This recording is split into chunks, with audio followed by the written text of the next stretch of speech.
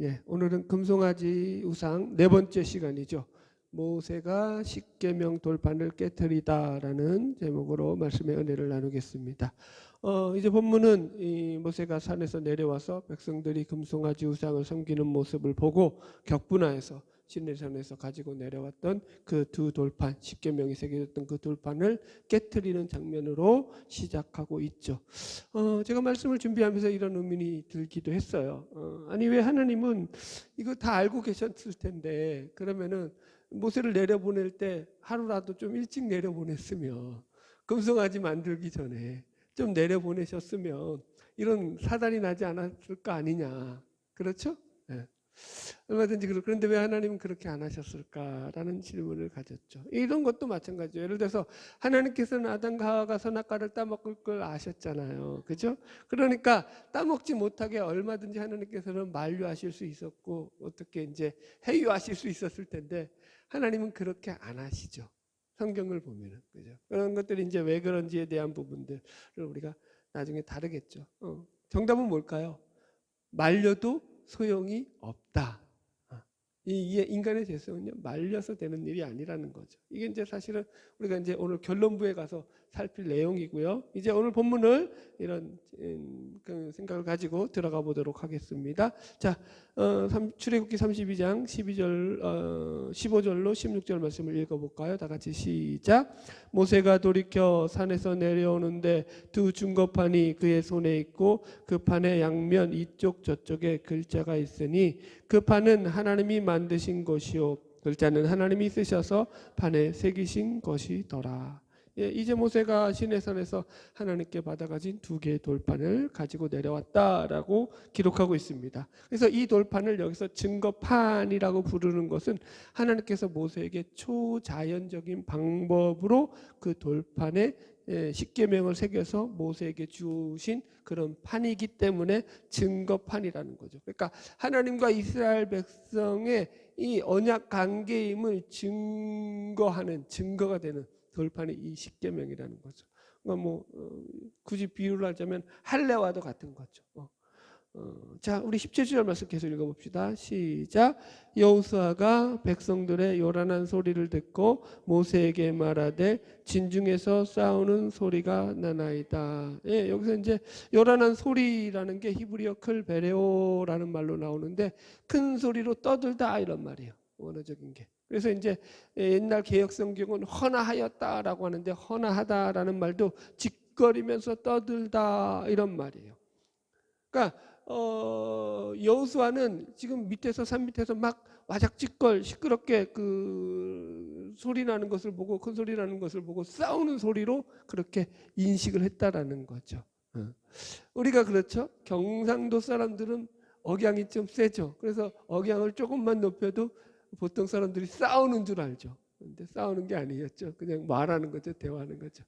우리 최원사님하고 백호사님 맨날 싸우지 말라 그러면 싸우는 거 아니라고 그러시는잖아요. 그런 식이죠.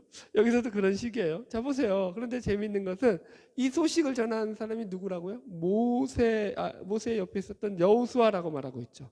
그러니까 무슨 말이냐면 이 본문을 통해서 우리는 이때부터 아마 계속 여호수아가 모세 옆에서 모세의 시종처럼 모세를 돕고 모세를 따라다녔다는 걸 알 수 있죠. 그러니까 산에서 모세가 이 시내산에 있을 때 내려오지 않고 다른 사람들과 같이 내려오지 않고 그 근방 어디에서 뭐 그러니까 거기 모세 옆에는 있을 수 없었겠죠. 하나님께서 아무도 접근하지 못하게 하셨으니까. 그래도 이제 그 근방에서 어디에서 대기하면서 모세를 기다리고 있었을 것이다 라고 우리가 생각할 수 있습니다. 자, 우리 18절 계속 읽겠습니다. 시작.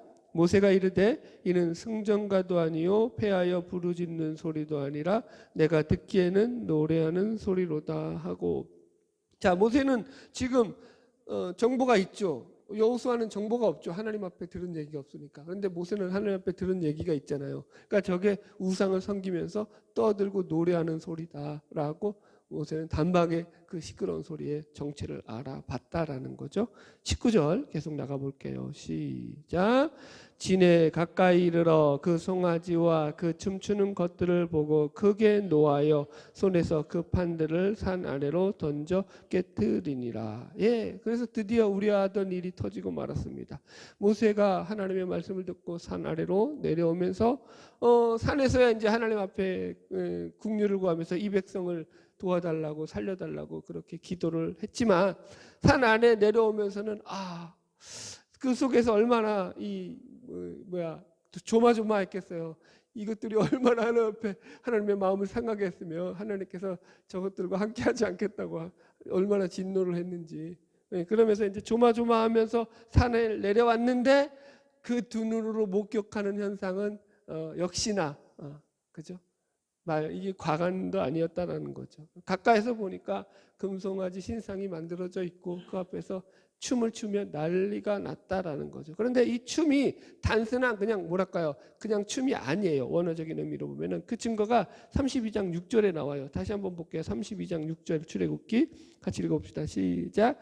이튿날에 그들이 일찍 일어나 번제를 드리며 화목제를 드리고 백성이 앉아서 먹고 마시며 일어서 뛰놀더라 이렇게 나오죠. 이게 춤추다는 말하고 같아요. 뛰놀더라는 거예요.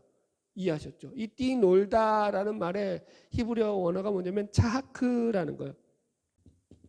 이게 원어가 뜻이 뭐냐면 희롱하다는 거예요. 희롱하다.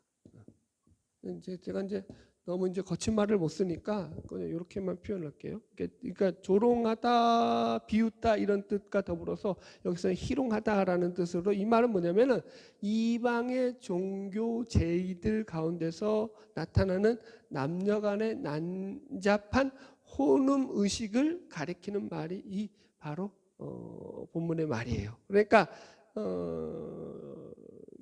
아주 그냥 지저분한 거죠. 근데 이게 제 개인적인 주장이 아니라 모든 주석들, 예를 들어서 그랜드라든가 호크마 이런 주석들에도 동일하게 그렇게 풀이하고 있어요. 그러니까 그 모습을 보면서 모세가 얼마나 격분을 했겠어요. 막 그냥 속에서 막 올라온 거죠. 그러면서는 가지고 있던 그 돌판을 산 아래로 내동댕이 쳐서 깨버리고 말았다라는 거죠. 그래서 사실은 우리가 이 부분을 오늘 우리가 첫 번째로 주제로 생각할 텐데요. 이 두 돌판이 깨지는 것에 대해서 우리가 그 의미를 생각해야 되는데 이 두 돌판 이야기는 사실은 겉으로 보면은 금송아지 우상 사건과는 큰 연결점이 없어 보이잖아요. 그죠? 그래요, 안 그래요? 자 보세요. 우상을 섬겼잖아요. 섬겼다고 해가지고 그렇다고 그 돌판을 굳이 깰 이유는 있어요, 없어요? 우리 이렇게 얼마든지 생각할 수 있죠. 아니 하나님께서 초자연적인 그 어떤 그 계시로 그 돌판에 글을 쓰셔가지고 모세에게 준 그 귀한 저 십계명 돌판을 어떻게 감히 인간인 모세가 그렇게 깨버릴 수 있느냐라고 말할 수 있죠. 어떻게 보면 이건 신성모독이라고도 말할 수 있죠. 또 어떤 사람은 이렇게 말할 수도 있겠죠. 저 모세의 욱하는 성격이 문제야. 저거 좀 참았어야지. 지가 아무리 화가 난다고 해가지고 하나님께서 주신 저 귀한 저 십계명 돌판을 깨면 안 되지라고도 말할 수 있죠. 그죠? 근데 본문은 지금 사실은 그렇게 바라보면은 본문을 잘못 이해하고 있는 거라는 거죠. 본문에서는 이 모세가 이 십계명 두 돌판을 깨뜨린 것을 지금 금송아지 우상 사건과 연결해서 세팅해가지고 이게 하나의 세팅된 그 말씀으로 지금 여기서 디자인해 놨다라고 우리가 이해를 해야 돼요. 이런 거죠, 여러분들 보세요. 모세가 말하고 싶은 건 뭐냐면 하나님께서 모세에게 직접 글로 써주신 이 돌판을 깨뜨렸다라는 것은 그것이 하나의 큰 상징으로서 지금 나타나고 있다는 거예요. 어떤 상징일까요, 과연? 돌판이 깨진다는 게 무슨 상징이죠? 돌판이 박살난다는 의미가 무슨 상징일까요, 여러분들? 뭐 어렵지 않잖아요, 그죠? 그렇죠? 그렇죠. 하나님과의 관계성이 깨지는 거예요. 가장 쉬운 거죠, 이거는. 그러니까 이게 이 돌판은 하나님을 상징하는 거 아니에요. 어쨌든 하나님이 직접 계시 써주셨으니까. 그러니까 이 하나님의 마음을 대변하고 있는 거죠. 이 깨진 돌판은. 하나님의 마음이 얼마나 지금 갈기갈기 찢어져서 지금 상한 마음으로 지금 계신지에 대한 것이 이 깨진 돌판이 상징하는 거죠. 하나님의 상한 마음 이렇게 할까요? 참, 그죠? 여러분들 하나님의 상한 마음이라는 말 들어봤어요? 하나님은 마음이 안 상하실 것 같나요? 얼마든지 상하시죠. 네.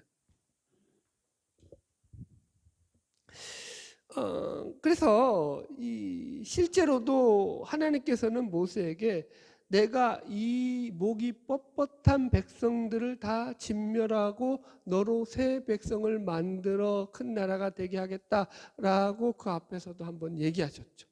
그만큼 하나님은 지금 이스라엘 백성들에게 진노하고 있는 상태죠. 마음이 아주 진노 가운데 계신데 지금 모세는 하나님의 선지자요 대변자로서 지금 이 자리에 서 있다라는 입장에서 그 십계명 두 돌판을 깨트림으로 말미암아서 하나님께서 너희들에게 얼마나 분노하고 계신지를 너희들이 깨달아 알아야 한다라고 지금 선언하는 거죠. 너희들이 지금 벌인 이 추악하고 더러운 죄악으로 말미암아 이제 너희들과 하나님께서 맺은 언약이 무효화될 지경에까지 이르렀다. 이런 거죠. 무서운 거죠, 여러분들. 너희들은 하나님의 백성이 될 자격이 없는 자들이다. 너희들은 고작 하나님을 저 금송아지 우상 나부랭이 정도로밖에 믿지를 않았더란 말이냐, 뭐 이렇게 되는 거죠. 여러분들. 지금 모세의 행동 속에 이런 뜻이 담겨져 있거든요. 잠깐 적용을 하다면 이런 거하고도 비슷해요. 제가 이제 목회를 하면서 예를 들어 가지고 힘든 부분 중에 하나가 어떤 분들은 이제 제 마음을 아프게 할 때가 있어요. 저는 이제 그런데 목사로서 마음을 아프게 하는 거에 대해서 안타깝고 저도 이제 좀 힘들긴 하죠. 근데 제 마음 아픈 거야 제 스스로 감당하면 되겠는데 문제는 이런 분들은 되게 하나님의 마음을 아프게 한다라는 생각이 들 때 제게 더 큰 고민거리가 생겨요. 그냥 어떤 인간 대 인간으로서의 관계성에서 아픔을 주는 것으로 끝나면은 그러려니 하고 넘어갈 수 있잖아요. 문제는 그게 그 사람이 하나님의 마음을 아프게 하는 행동으로서 그런 일들을 저지르게 될 거. 그래서 하나님께서 그 사람에게 진노하고 있지는 않을까라는 두려움이 목사로서 있는 거죠. 그래서 우리는 늘 조심해야죠, 여러분들. 하나님의 마음을 살필 줄 알아야 된다는 거죠. 자, 20절 넘어갑시다. 같이 읽겠습니다. 시작. 모세가 그들이 만든 송아지를 가져다가 불살라 부수어 가루를 만들어 물에 뿌려 이스라엘 자손에게 마시게 하니라. 이것도 재밌는 거죠. 이것도 이제 하나의 장치예요. 첫 번째가 뭐였다고요? 돌판을 깨뜨렸다는 거죠. 두 번째가 뭐라고요? 금송아지를 부수고 금송아지를 불살라서 빻아서 가루로 만들어서 그것을 갖다가 시내에 뿌렸다는 거예요. 그리고 백성들로 마시게 했다고요. 여러분 이게 하나의 장치인데 이게 좀 영적인 원리를 좀 설명해 드릴게요. 먼저 금송아지를 불살라 부수었다고 했죠. 여러분 금은요 녹는 온도가 1000도예요. 쉽게 녹아요, 안 녹아요? 안 녹죠, 여러분들. 그러니까 웬만한 불에는 녹지 않는다라는 거죠. 그래서 켈이라는 구약학자는 이 금송아지가 불에 탔다라는 이 말은 이것이 완전한 순금으로 만들어진 것이 아니라 나무 조각 위에 우리 조각목 같이 계속 우리가 성막에서 다뤘듯이 그런 나무 조각 위에 도금을 입힌 것이다라고 풀이를 하기도 합니다. 정확하게는 알 수 없죠. 만일 순금으로만 되었다면 불에 타지 않았을 것이기 때문이다 이렇게 얘기하는데 여튼 그랬다라는 거고요. 그래서 여튼 그 불에 태워서 그걸 가루로 만들었다라는 거예요. 그죠? 가루로 만든 그 금을 물에 뿌렸다고요. 그래서 이것을 갖다가 신명기에 보면은 이 물은 어떤 물이냐면은 산에서 흘러내려오는 시내에 뿌려서 그 시내에 그 금가루를 뿌리고 난 뒤 그 물을 마시게 합니다. 그래서 이제 이 첫 번째 금송아지를 갖다가 불살라 가루로 만들었다는 것은 이 우상에 대한 하나님의 철저한 응징을 상징하죠. 그렇죠? 하나님의 철저한 응징. 그것이 그러니까 이런 거죠. 이 금송아지는 한 줌의 죄밖에 될 수 없는 아주 하찮은 것임을 너희들이 기억하라는 거죠. 그것들을 너희가 섬겨야 될 그런 대상이 될 수 없다라는 거죠, 여러분들. 그리고 두 번째가 뭐냐면 그것을 물에다가 뿌려서 마시게 했다라는 거죠. 물에다 뿌려서 마신다라는 의미가 뭐냐면은 이게 이제 속죄 의식을 치렀다라고 이해하셔야 돼요. 자, 설명을 해드릴게요. 민수기 5장에 보면은 간음 혐의가 있는 여자가 이제 저주의 쓴물을 마시는 규례가 나와요. 그래서 어떤 일을 하냐면은 그 쓴물을 먹게 함으로 말미암아서 그 죄의 유무를 판결하는 그런 내용이 나와요. 여러분들도 한 번쯤은 들어보셨죠. 그래서 여기 성경에서 저주를 담은 쓴물을 마신다라는 의미가 뭐냐면은 자기가 지은 죄를 담당한다라는 의미가 거기에 담겨져 있어요. 무슨 말인지 이해하셨죠? 그래서 지금 여기서도 마찬가지예요. 금송아지 저주가 담긴 그 쓴물을 갖다가 마시게 한다고요. 그것으로 뭐 한다고요? 자신의 죄를 담당하게 하는 거예요. 속죄 의식을 치르는 거죠. 근데 이게 또 재밌는 게 있어요. 왜 이렇게 이게 가능하냐면 이 금가루를 갈아서 물에 뿌리면요, 그걸 갖다가 현탄액이라고 불러요. 부유액이라고 돼요. 그냥 금속을 갖다가 물에 담그면 그냥 그건 이제 금속이 담긴 물이죠. 그건 아무 그냥 금속이 담긴 물이죠, 여러분들. 그 다음에 예를 들어서 또 다른 물이 있죠. 예를 들어서 액체죠. 예를 들어서 뭐가 있어요? 소금이라든가 설탕 같은가 이걸 갖다가 이건 물에 녹죠. 물에 녹는 것들을 담그면 어떻게 해요? 그건 이제 녹아가지고 그냥 용액이 되죠. 설탕 물이 되고 소금 물이 되죠. 그런데 이 금가루는 뭐예요? 물에 녹을까요? 안 녹을까요? 안 녹아요. 안 녹는데 가루로 만들었기 때문에 어떤 현상이 있을까요? 그게 이제 금가루기 때문에 물에 들어가서 마치 물에 녹아 있는 것처럼 모양을 내죠. 색깔을 내면서. 그래서 그런 것들을 갖다가 현탄액이라고 불러요. 물리적으로 현탄액인데 그 현탄액이 여러분들 재미있는 것은 색깔이 아주 독특하다는 거예요. 우리는 금가루니까 노란색이잖아요. 그러니까 이걸 노란색인 금가루를 물에 뿌렸으면 무슨 색이 나와야 될 거라고 생각하세요? 노란색. 근데 무슨 색, 실제로는 무슨 색이 나오는 줄 아세요? 아니요. 빛깔의 색깔이 나와요. 정확하게. 이건 제 얘기가 아니라 그냥 과학자들이 하는 얘기예요. 아마 모세는 왕궁에서 살았고 이 금가루 물이 이런 색깔을 낸다는 것을 충분히 알 수 있을 만한 지식을 가졌을 거라고 생각을 해요. 그래서 보세요. 지금 이 이스라엘 백성들이 금송아지 우상을 섬기고 이들을 다 이제 속죄 제사를 드려야 하잖아요. 근데 속죄 제사를 한 가정마다 양 한 마리만 잡는다고 해도 몇 마리예요? 60만 마리를 잡아야 돼요. 잡을 수 있어요, 없어요? 불가능하죠. 이해하셨죠? 그러니까 뭘 한 거예요? 그 대신에 이 현탄액을 만들어서 흐르는 시내에 이 현탄액을 뿌림으로 붉은 피와 같은 물이 흐르게 한 거죠. 그리고 그 물을 받아 마심으로 속죄 의식을 치르게 했다라고 우리는 이해할 수 있습니다. 성경이 참 재밌죠, 여러분들.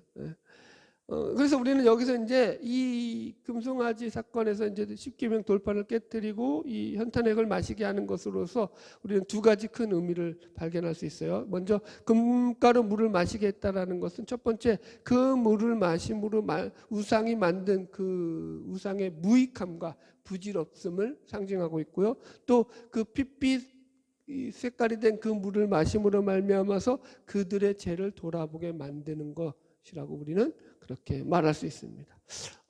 여러분, 그래서 우리가 늘 조심해야 될 건 그거죠. 우리가 늘 죄에 대해서 경계하는 마음을 가지고 살아가는 거. 죄라는 것은 결국 하나님과의 관계성에서 멀어져 있는 거예요. 내 마음대로 사는 거죠. 그래서 늘 우리는 그 부분이 돌아봐줘야 되고요. 이걸 우리가 방심하면 안 돼요. 늘 주의하고 조심하셔야 돼요. 그렇지 않으면 여러분 보세요. 죄를 지었는데 아무 탈이 안 났어요. 그럼 인간은 어떻게 가죠? 죄를 지어도 되는가 보다라고 생각하고 계속 가죠. 그 길이 멸망길인 걸 모르죠. 그래서 늘 우리는 정신을 바짝 차려야 되죠. 우리가 이 부분에서 하나님과의 관계성이 올바로 맺어져 있는지 아닌지를 확인하며 살아가야 되는 거죠. 할렐루야. 자, 21절 넘어가겠습니다. 같이 읽겠습니다. 시작. 모세가 아론에게 이르되 이 백성이 당신에게 어떻게 하였기에 당신이 그들을 큰 죄에 빠지게 하였느냐. 예, 지금 이 모세는 형 아론에게 도대체 이 참담한 일이 왜 벌어지게 되었는지 그 자초지경을 이제 묻고 있습니다. 이 백성이 당신에게 어떻게 하였기에 라는 말로 시작하죠. 그렇다라는 것은 지금 모세도 어느 정도 이 아론이 백성들의 게임에 빠져서 백성들의 이 어떤 그 강요와 협박에 못 이겨서 넘어갔을 것이다라고 예상을 했다라는 거죠. 그러나 더 중요한 건 그 뒤에 말이죠. 그 뒤에 뭐라고 말하고 있죠? 여기 보세요. 이 백성이 당신에게 어떻게 하였기에, 여기까지는 백성들을 뭐라고 하는 것 같지만 당신이 그들을 큰 죄에 빠지게 하였느냐. 큰 죄에 빠지게 한 사람이 누구라고요? 아론이라고 분명히 모세는 지적하고 있죠. 그러니까 이 우상 숭배에 대한 전적인 책임을 누구에게 묻고 있는 거야 지금 모세는? 아론 그 자신에게 묻고 있죠. 이게 사실 제일 중요하죠. 이거 우리 지도자의 책임이죠. 아론의 책임. 이 금송아지 우상의 가장 큰 책임은 아론이라는 거죠. 지도자의 책임을 얘기하죠.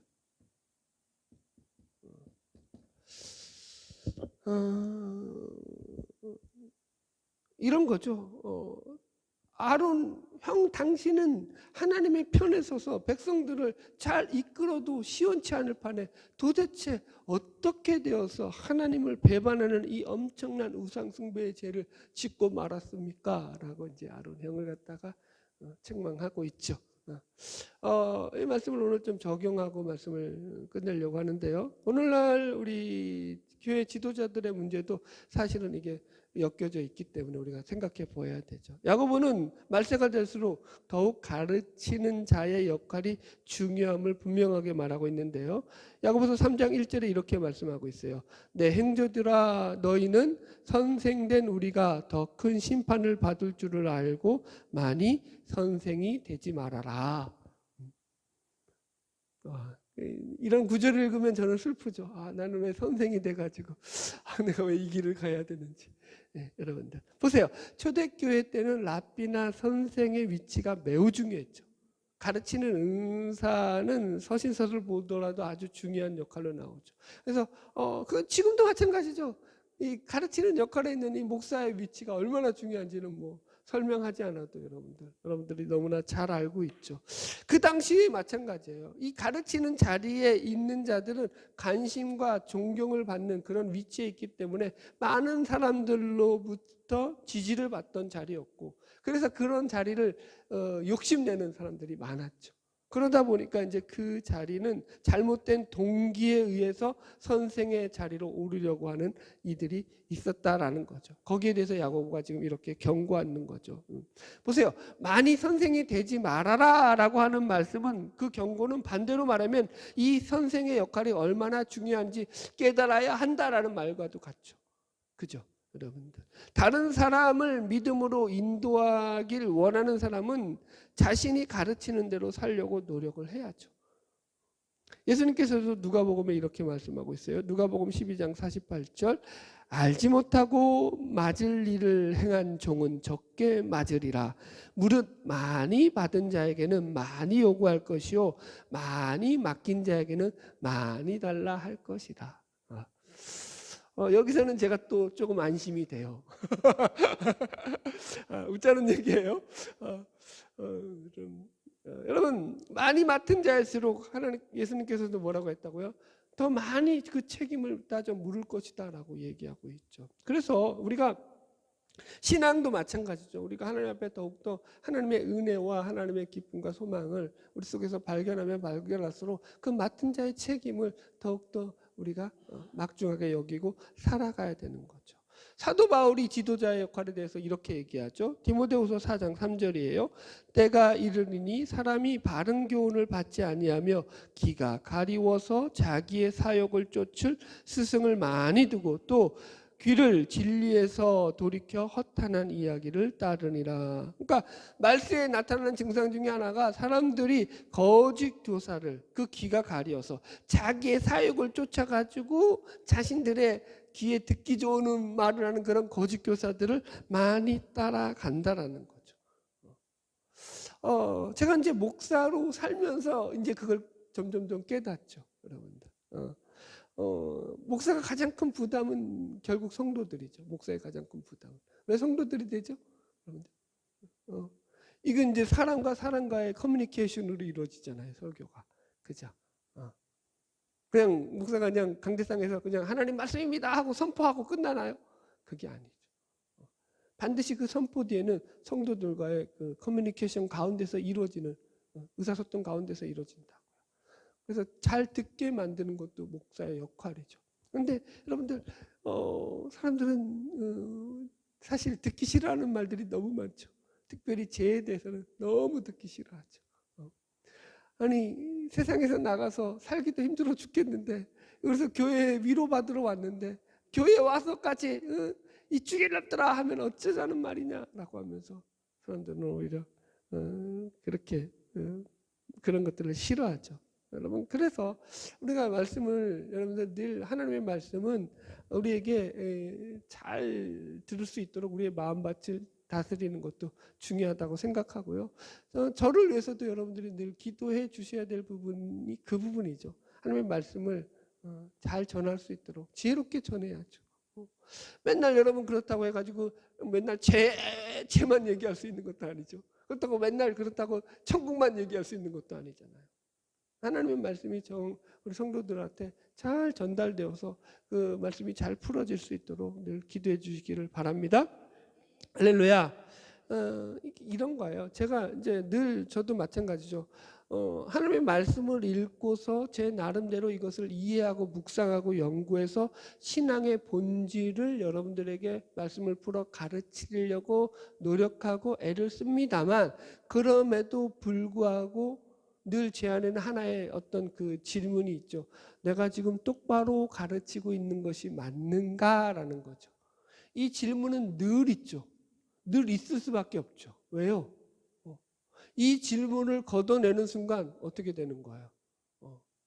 이제는 더 이상 그냥 그 문제성을 느끼지 못하고 그냥 자기가 나가고 싶은 대로 말씀이 나갈 수 있는 거기 때문에 그 대단히 위험한 거죠. 하나님의 말씀의 이 신앙의 본질에서 이게 붙들려 있느냐, 하나님의 성경 말씀에서 본질에 붙잡혀 있느냐, 그렇지 않느냐를 늘 그래서 여러분 스스로에게 질문하고 여러분들에게 말씀을 전하려고 애를 쓰죠. 할렐루야. 여러분 신앙이라는 것이 올바른 신앙을 가지고 바르게 예수를 믿는 것이라는 거죠. 그런데 그것이 쉽지 않다라는 거예요. 그래서 정당한 신앙의 본을 보이고 말씀을 가르치는 자들이야말로 늘 설명하지만 어느 시대에나 아주 귀한 그런 사람들이죠, 여러분들. 저는 어렸을 때부터 늘 평생 교회에서 살아왔던 사람이라고 말씀드렸죠. 그래서 늘 하나님의 말씀을 듣고 그 말씀을 가지고 살아왔어요. 그러면서 여러 번 그렇게 표현드렸지만 그 목사님들은 그 당시에 그분들이 가진 최선의 열심을 가지고 말씀을 선포하셨죠. 그죠? 지금도 마찬가지죠. 그러나 돌아보았을 때 그러면 그분들의 설교에 오류가 없었느냐라고 하면은 안타깝게도 제 무식한 이 지식을 가지고도 그 말씀들을 보면은 거기 속에 많은 문제들이 있다라는 걸 발견하게 되죠. 그게 너무 큰 아픔이죠. 그죠? 사실은 그 당시에 놀라운 부흥을 이루었던 그 시대 아니에요. 우리 전 시대는. 그죠? 그러면 뭐 사실은 더 말씀이 더 온전해야 될 것 같은데 그렇지 않죠. 인간의 이 더러운 허물과 욕심과 이런 것들이 점철되어 있는 것들을 많이 보게 되죠. 말씀 속에서. 그래서 우리는 그런 아픔들을 경험하고 있죠. 오늘날 이 시대에. 그죠? 그 증거가 바로 오늘날 기독교의 이 모습이죠. 교인들의 모습이죠. 그래 안 그래요? 보세요. 세상에서 교인들을 향해서 지금 우리나라 뭐 말할 것도 없죠. 여러분, 야, 너희들 진짜 예수를 잘 믿는구나. 너희들 정말 기독교인답다. 너희들을 보고 나도 예수를 믿어야겠다라고 말하고 있지 않죠. 뭐라고 하죠? 저런 이기적인 집단 욕을 하고 있죠. 그 욕이 예수를 믿기 때문에 듣는 욕이 아니라, 그죠? 반대적인 거죠. 너무나 이기적이고 편협스러운 모습으로 살아가고 있기 때문에 니들이 어떻게 그 종교인일 수 있느냐. 종교인만 뭐라고 이게 비유가 좀 그런데 종교인보다도 못한 그런 어떤 행동으로 인해서 그 존재적인 그런 어떤 것들이 많이 아픔을 우리가 겪고 있죠, 여러분들. 그래서 여러분 우리가 늘 점검을 하셔야 돼요. 그러니까 우리의 삶이 하나님 앞에서 내가 예수 믿는 자로서의 삶을 하나님 앞에서 늘 살아가려고 하루하루가 그렇게 우리의 삶 속에서 점검이 되어지고 그래서 하나님의 뜻을 따라 살려고 노력을 해야 되는 거죠. 제가 늘 설명하잖아요. 제가 제 전부의 시간을 하나님의 말씀을 연구하는 데 소진함에도 불구하고 늘 한계를 느낀다고요. 늘 부족함을 느낀다고요. 늘 너무 모자라다라는 걸 느낀다고요. 여러분, 우리가 하나님의 말씀을 따라 살려고 늘 우리 안에 몸부림이 있어야 된다라는 거죠. 할렐루야. 결론의 말씀입니다. 오늘 우리는 금송아지 우상 사건을 통해서 결국 모세가 산에 내려서 들고 있던 십계명 두 돌판을 깨트리는 것까지 나누었습니다. 신앙의 본질은 하나님에 대해서 아는 것이고, 그죠? 그 하나님에 대해서 끝까지 알아가는 것이 신앙의 본질입니다. 우리가 하나님의 마음을 모르고 우리 나름대로 아무리 열심히 믿는다라고 할지라도 그 믿음은 공한 메아리로 그칠 수 있다라고 성경 우리에게 얘기하고 있는 거죠. 그죠? 보세요. 제가 처음 드렸던 질문을 다시 던져보겠습니다. 왜 하나님께서 그럼 미리 모세에게 산에서 내려오라라고 말해가지고 그들이 금송아지 우상을 만들기 전에 모세를 내려보냈으면 이런 일이 발생하지 않았을 텐데 왜 그렇게 하지 않았느냐라고 물을 수 있다라고 했죠. 왜 그렇게 안 하셨다고요? 여러분들. 왜 그렇게 안 하셨다고요? 먼저 내려보내도 소용이 없다고. 여러분 보세요. 왜 우리가 이런 생각을 하게 되냐면은 우리는 자꾸 죄를 갖다가 어떻게 생각하냐면은 선악과 때문에 죄를 진 거고 금송아지 때문에 죄를 졌다라고 생각한다고요. 선악과가 없었으면 죄를 안 졌을 거 아니냐. 여러분 했죠.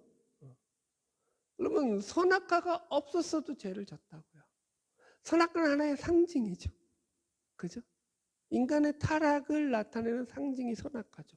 하나님의 말씀을 떠나서 자기 마음대로 살려고 하는 상징이 선악과죠. 선악과가 있든 없든 그건 중요하지 않아요. 성경은 그래서 늘 인간의 그 마음에 부패하고 타락한 것이 문제이지 선악과나 금송아지가 문제가 아니라는 거죠. 그건 하얗고의 심지 같은 거죠. 인간의 마음이 부패해 있는데 거기다가 여러분들 뭘 갖다 대도 뻥 터지지 않겠어요? 그러니까 문제의 본질은 뭐라고요? 인간의 부패하고 타락한 마음이다. 하나님을 외면하고 자기 중심적으로 살려고 하는 마음이다라고 하죠. 그래서 그 마음을 돌이키지 않는 한 아무리 선악과를 치우고 금송아지를 못 만들게 그죠? 머리끄댕이를 잡아서 말린다고 할지라도 그 속에 있는 부패한 마음이 있는 한 언젠가 또 그 금송아지는 또 만들어질 것이고 언젠가 또 다른 선악과를 따먹고 말 것이라는 거죠. 여러분들. 그러니까 인간이 죄를 짓는 것은 하나님의 문제가 아니죠. 인간의 부패한 마음이 문제라는 거죠. 그러면서도 인간은 죄 짓고 지금 보세요. 아론이 이제 다음 주에 다루겠지만 이 죄를 짓고도 자꾸 보세요. 내 주여 노여 하지 마소서 하면서 비굴하게 그죠? 형이 동생한테 그렇게 내 주라고 표현까지 해요. 아도나이라고. 진짜 비굴하죠. 그러면서 거짓말을 말하고 있잖아요. 다음 주에 다르겠지만 여러분들 보세요. 그 자기가 지은 죄조차도 어떻게 표현하냐면 자기 방어 기제를 사용해 가지고 이건 사실은 내가 상황이 그래서 그랬어. 내 환경이 그래서 그랬어. 상황 때문에 그런 거야. 라고 변명을 하죠. 그렇지 않죠. 인류 역사가 말하는 건 그것 때문에 죄가 들어왔다라고 얘기하고 있지 않죠. 인간의 부패한 마음이 죄를 향해 가고 있죠. 보세요. 인류가 아무리 발전을 하고, 그죠? 이 지식과 이성이 발전을 해서 지금 보세요. 인간은 이 지구를 반쪽 낼 만한 그런 핵폭탄을 만들어낼 만큼 어마어마한 과학 기술력을 가지고 있죠. 그래서 진짜로 핵 전쟁을 일으켜 가지고 이 지구를 반쪽할 만큼 그런 어마어마한 기술력을 가지고 어마어마한 무기들이 인류 그죠? 기술을 통해서 만들어졌죠. 자, 그러면 보세요. 그런 무기들은 그렇게 만들어내는데 그 어마어마한 기술력을 가지고 인간을 평화하게 만들어줄 수 있는 그런 기계는 하나도 못 만들어내죠. 인간들을 화평하게 만들 수 있는 기계가 만들어졌다는 얘기 들어봤나요? 어디서? 인간을 사이좋게 만들 수 있는 그런 기계가 만들어졌다는 얘기 들어봤나요? 못 만들죠. 절대 못 만들죠. 그건 아마 죽었다 깨어나도 못 만들죠. 그죠? 인간의 부패한 마음이 이 증거인 거죠. 자, 결론의 말씀입니다. 우리는 우리의 존재가 하나님과 관계 맺고 살기를 즐거워해야 한다라는 거죠. 그게 우리의 신앙이 이 금송아지를 따라가지 않고 하나님의 마음을 이 지금 돌판을 깨뜨려서 갈기갈기 찢어놓는 그런 짓을 하지 않는 그런 결과를 이끌어가는 거죠. 바라기는 저와 여러분을 통해서 더욱더 하나님의 마음을 깊이 알아가며 그분 안에서 참된 복과 기쁨을 누리며 살아가는 저와 여러분 되기를 주의 이름으로 축복합니다. 예, 기도하겠습니다.